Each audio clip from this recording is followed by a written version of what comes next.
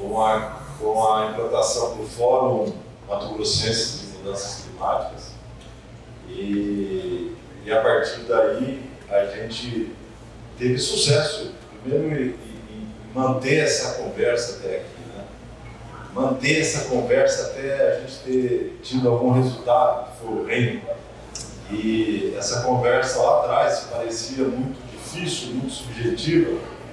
O Amado lembra disso, eu fazia inclusive reuniões dentro da FAMAG para buscar o engajamento dos produtores, né, da importância de discutir esse tema aqui no Estado, de tal forma que as coisas avançaram, mas avançaram talvez não na velocidade que nós gostaríamos, né? mas avançaram. Né? A gente teve algumas expectativas muito altas lá atrás, eu lembro de Copenhague, e isso foi um tanto quanto frustrante, né?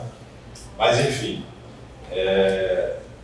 Então, aqui, né, nesse evento em específico, fiquei em dúvida, né, o que a gente pudesse abordar, mas reforçar essa questão das parcerias que nós estabelecemos ao longo desse caminho, né? Primeiro trazendo todos os atores, né? De certa forma, um pouco de antagonismo, mas a gente, o mais importante, que manteve o diálogo, e mantém até então. E muitas das nossas conquistas se dão em função dessas parcerias estabelecidas com as ONGs, com a academia, com o setor produtivo, né? E a gente espera continuar contribuindo e mantendo o diálogo, né? Buscando assim convergência onde existe essa possibilidade, né? Explorando esses pontos convergentes.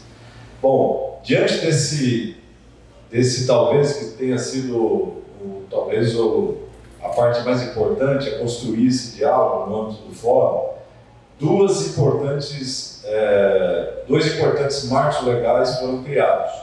Primeiro, a política estadual de mudança climática, que tem muita coisa ainda para ser regulamentada, e a política de REDD, né? As duas construídas com muitas mãos, né?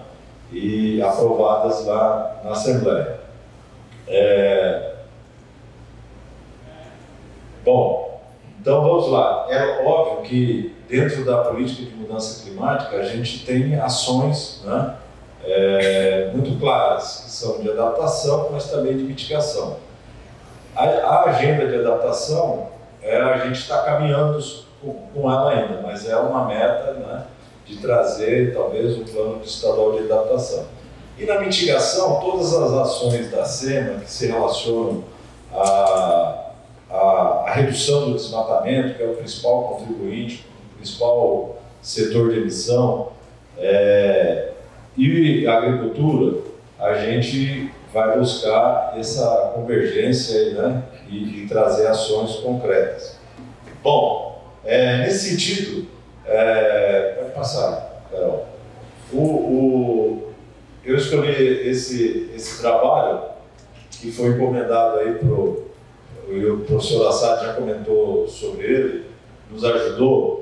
Esse trabalho é um subsídio para a gente começar a discutir o processo de adaptação no futuro, e traz, pode passar, Carol, ele traz algumas coisas interessantes que eu não vou repetir aqui. O que fica muito claro nesse trabalho é que existe uma tendência de um aumento de temperatura muito claro nesse modelo, nesse cenário criado. E, por consequência, um aumento da evapotranspiração, da evaporação, e uma perda de umidade no solo, né? Então, quando você vai, eu não vou ficar me repetindo, mas se a gente pular já para os mapinhas de déficit hídrico, a gente vê que isso fica muito pronunciado já nessa década, né? E depois o cenário, a partir de 2030, mostra uma tendência de restabelecimento da precipitação em níveis normais, né? E assim mostra o cenário. Mas nesse processo, é de se chamar atenção para a questão da agricultura, que a gente pode ter problemas, né? Não por acaso o ABC, que a gente está discutindo agora, Maria Samal, traz uma linha lá para minha surpresa, para irrigação, para fomentar a irrigação. E a gente vai disponibilizar esse trabalho lá para tentar, de certa forma, ajudar nesse planejamento. Bom, esse trabalho nem todos conhecem, mas ele traz por município esse dado sobre a precipitação e praticamente todos os municípios do estado até 2030 você prevê uma redução acentuada da precipitação, principalmente naquela região do Araguaia e aqui também na Baixada Cuiabana. Daí o Eduardo não me deixa errar, né? Isso, de certa forma, já está sendo observado, né? Aqui no estado. Bom, então esse trabalho está disponível, inclusive no nosso site, não é isso, Carol? Eu acho que merece aí uma leitura de todos, né? Para que nas suas ações do cotidiano, nos seus planejamentos, isso seja considerado. Talvez só não vai ter maiores impactos o capim e a cana, que são plantas C4, quanto mais temperatura, tanto melhor, né? Mas vamos lá, o Eduardo já falou bastante sobre isso. Outro trabalho que pode passar, Carol,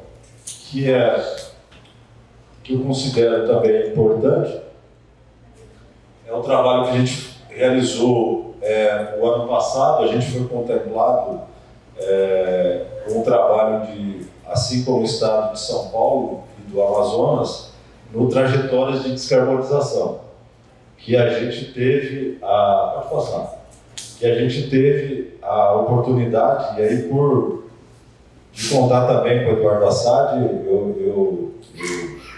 eu que requisitei para o texto que ele participasse desse processo, porque para dar uma olhada aí nos índices de emissão, nos fatores de emissão da pecuária.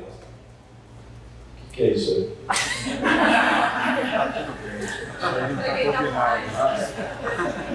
Eu tenho WhatsApp, né? Mas eu gostaria então de falar um pouco sobre as trajetórias de descarbonização do Estado. E pode passar. Tá travado? Então vamos lá. Vai ser isso. Bom, a gente foi contemplado então com esse projeto e antes que alguns se assustem, é muito claro para todo mundo que a maior parte, a grande maioria, quase mais de 90% das nossas emissões estão no campo, né? Em função da mudança do solo, desmatamento, mas também em função da atividade rural, né?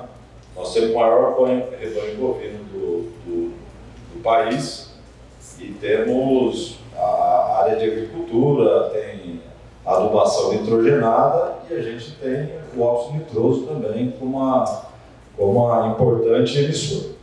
Mas antes que o amado me olhe com a cara mais feia, é bom salientar que se nós temos emissões no campo, e isso fica comprovado aqui, a possibilidade de remoção de carbono, se tem um setor que tem possibilidade e potencial, grande potencial de fixar carbono no solo e fixar carbono, é o meio rural, né? Então, é bom que a gente olhe para isso como uma oportunidade, não como um problema. Então, nesse sentido, o que foi feito? Foi criado um cenário tendencial das nossas emissões projetadas até 2050. Pode passar, né? E aqui está esse cenário, né, que projeta para 2050 uma emissão estadual de 316 milhões de toneladas, ainda está em teragramas, mas leia-se milhões de toneladas.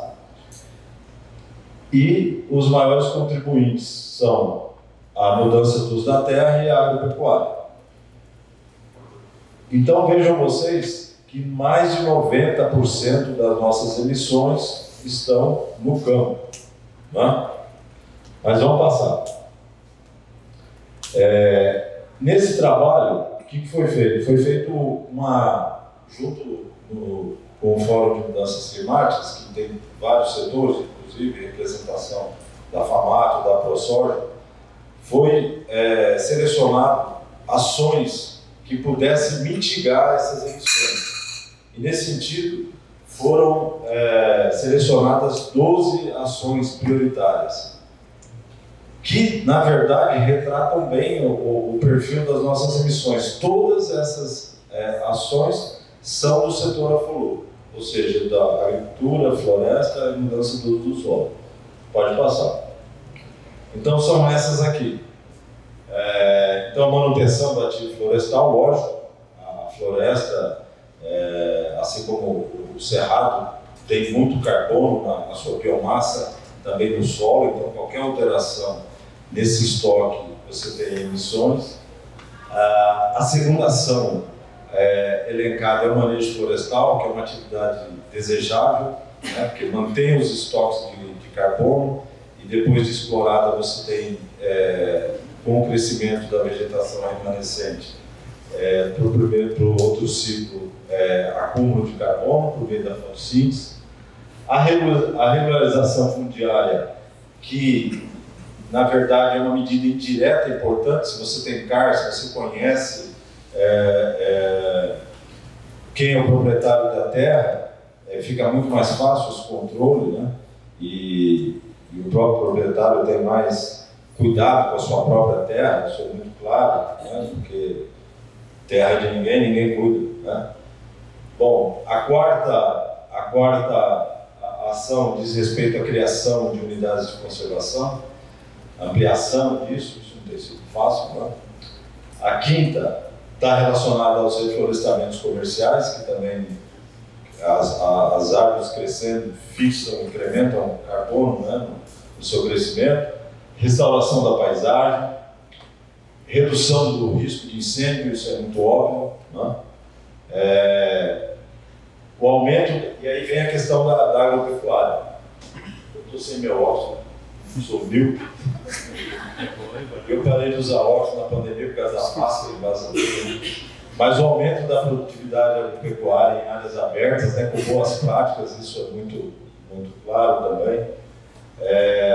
E a proteção da vegetação secundária, né, que é fundamental, inclusive, na possibilidade, depois se a gente tiver tempo para falar do financiamento climático, a gente não, para performar agora nas novas regras, nos novos padrões, além de reduzir, a gente tem que plantar e restaurar a floresta, para fazer a conta da remoção, do balanço hídrico, né? Então isso é uma ação importante, recuperação de áreas degradadas, integração lavoura, pecuária e floresta, que o Eduardo enfatizou bem, que é fundamental, né? E aí é uma possibilidade, um caminho das propriedades em Mato Grosso se tornarem um grande sumidouro de carbono, ao invés de um emissor, né? E aí, com essas questões relacionadas ao bom manejo e à implantação de sistemas integrados, é que eu chamo a atenção que essa questão da mudança do clima, rechaçada por muitos, né, por muitos até do setor rural, que é uma grande bobagem, porque se olhar assim de forma mais generosa, a gente vai ver que os objetivos do aumento da produção são totalmente coincidentes com os objetivos climáticos. Então, se eu melhoro a genética, melhoro o pasto, reduz o tempo de abate, reduz o tempo da terminação, eu estou aumentando a produção, aumentando renda, mas ao mesmo tempo estou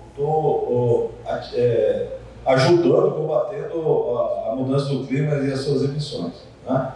Então, se a gente tem emissão de metano pela fermentação entérica, isso pode ser neutralizado com uma boa pastagem que ainda vai aumentar a produtividade. Então, eu acho que são objetivos coincidentes que devem ser explorados na tentativa de todo mundo conversar uma língua própria, comum, né? E vejo um grande potencial que a propriedade agrícola tem para fixar carbono no solo, né? E ainda gerar renda e produto. E a última ação que está relacionada a biocombustíveis. Mas quando a gente rodou esse impacto, apesar do estado de Mato Grosso ser um grande produtor de etanol, de biodiesel, o consumo é pequeno, é óbvio, nossa população é pequena. Mas mesmo assim, então o impacto, porque para cada uma dessas ações foi gerado o potencial de redução dos custos. E o potencial de redução de emissão desse setor é muito pequeno, porque o consumo do estado é pequeno. Mas mesmo assim a gente manteve, em função da importância dos biocombustíveis, até para ajudar o país a reduzir as suas emissões de combustível fóssil. Vocês têm algum comentário a fazer aqui? Porque esse monólogo eu me perdendo. Eu sei, Amado, você está quieto, eu gosto de confusão. Não? Você não... Tá tudo bem. Tudo bem? Tem nada aí para você? Concorda? Alguém mais? Tem mais alguém do setor produtivo aí com você? Não? Acho que não. Ninguém tem uma pergunta? Eu vou me perdendo aqui, porque até eu fico cansado da minha voz. Maurício, vai lá. Não, só para te lembrar também que a gente está lá na SEDEC com o ABC. O ABC, né? Exatamente. A Linasys está aqui. Quem está ali? A Linasys, que é a... Eu vou fazer o parecer amanhã.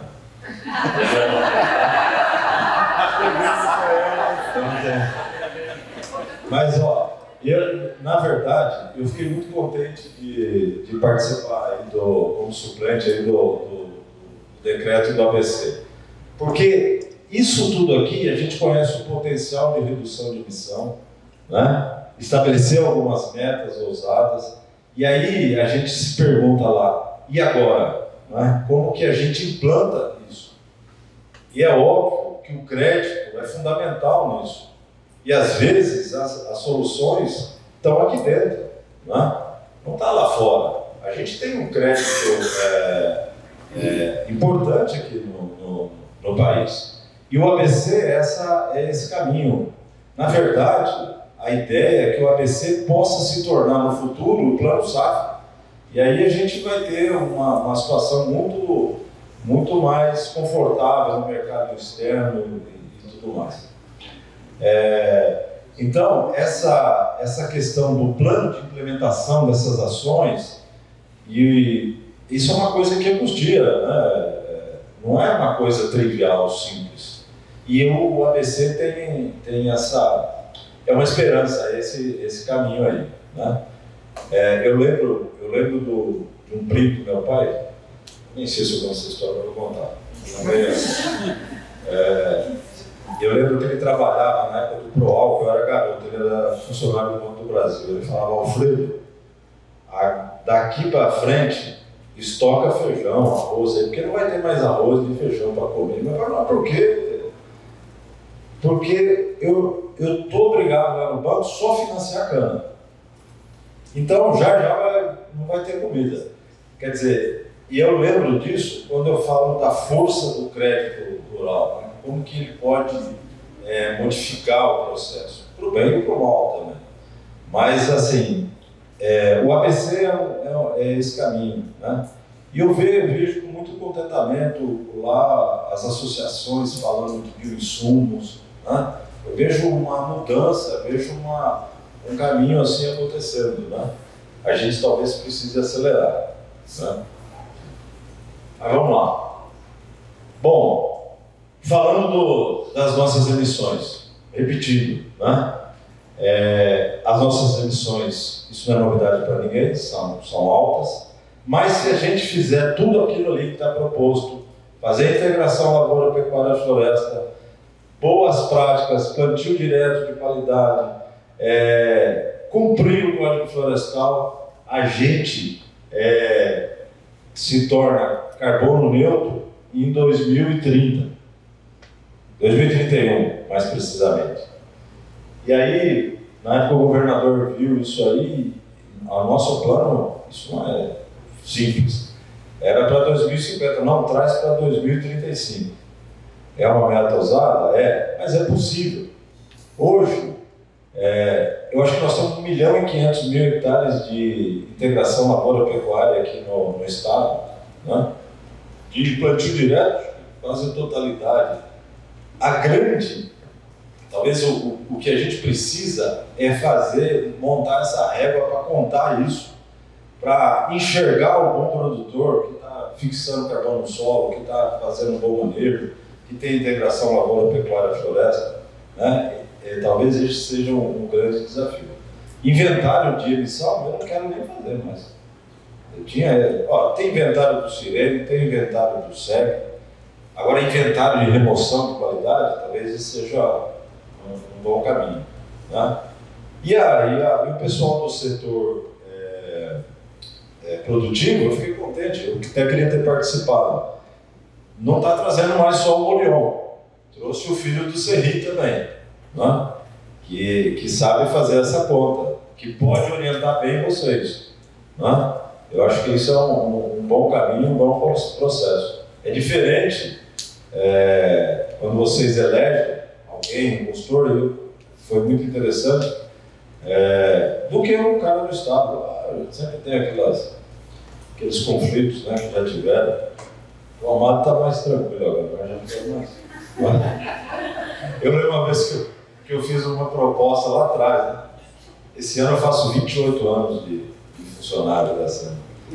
Lá atrás eu fiz uma proposta lá na época do Frederico. Eu sei que o Amado saiu da sala dando um pinote para todo lado. Falei, tá vendo o que você fez aí? Mas enfim, talvez a conversa esteja convergindo, apesar de toda a polarização. Mas enfim, a ideia que eu queria passar para vocês é que se a gente fizer a coisa, se o setor produtivo pode ser melhor e comunicar melhor isso, né? E derrubar essas barreiras que porventura possam existir. E tem condições para isso, para ser sumidouro de carbono. Eu acredito muito nisso. Antes de aposentar, eu quero ver isso. Vale fazer uma menção aqui também, que diante desse trabalho, por ideia da hierarquia superior, da secretária, ela criou um selo, chama Selo Carbono Neutro, que tem 4 modalidades. No início, eu confesso a vocês, fiquei meio reticente, porque eu acho que o selo tem mais a ver com terceira parte, né? Mas é uma iniciativa de mobilização, por exemplo. Então tem uma categoria que se chama apoiador. E qual que é a função do apoiador? E aí a gente já tem a FAMATO, a ProSoja, aquela entidade de etanol de milho, tem a Liga do Araguaia, tem o Sindalco. Me ajuda, Carol. Quem mais? E os apoiadores. A Fiente. E qual que é a ideia do apoiador? É criar um plano de divulgação, de capacitação para trazer os seus representantes para uma outra categoria, que é a do compromissado. E aí, a gente teve a grata surpresa de ter alguns frigoríficos, por exemplo, não sei se eu posso falar, que exporta e já tem um inventário verificado. Então, quer dizer, falta o plano de mitigação dos 3 escopos. No escopo 3 vai pegar, além dessa questão dos funcionários, pegar toda a cadeia de fornecimento. Então, tem iniciativas que parecem, que começam pequenas, mas que podem ganhar um corpo muito interessante, né? E é uma forma de nós nos conectarmos, né? É importante que a FAMATO possa ser um interlocutor por nós. trazer o filho do CER, por exemplo, para falar de carbono no solo. É diferente de nós estarmos lá. Quando nos veem como fiscal, como multa, né? Então, é algo bem interessante e que vocês possam, né, ajudar, e podem ajudar, e muito, né?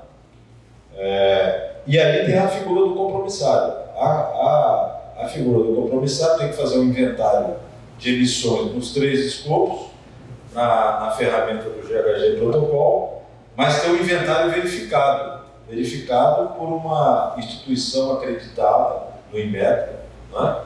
E a partir desses dados fazer esse plano de neutralização. Quer dizer, não tá, o nível de exigência é tão alto como qualquer outro selo aí que existe, né? E aí, mais alguma? Ninguém? Calma aí, não. Essa reunião quieta é chata. Mas enfim, pode passar. Acho que acabou. Eu teria outro slide para falar, já que a gente, não sei se eu tenho esse tempo, para falar do financiamento climático, né? Tem? Veja, então, já que aqui a gente está falando de financiamento, bom, todo mundo sabe que a gente, no decorrer desse processo, graças a Deus, a gente conseguiu, o Estado, trazer o programa REM para cá, que é um programa de pagamento por resultados, que a gente vê também uma possibilidade muito grande. Primeiro, que a gente, Henrique, não transfere redução, não tem problema de dupla contagem, não altera NDC, não tem essa facilidade da metodologia, né? Você registra na InfoHub suas reduções, seus pagamentos.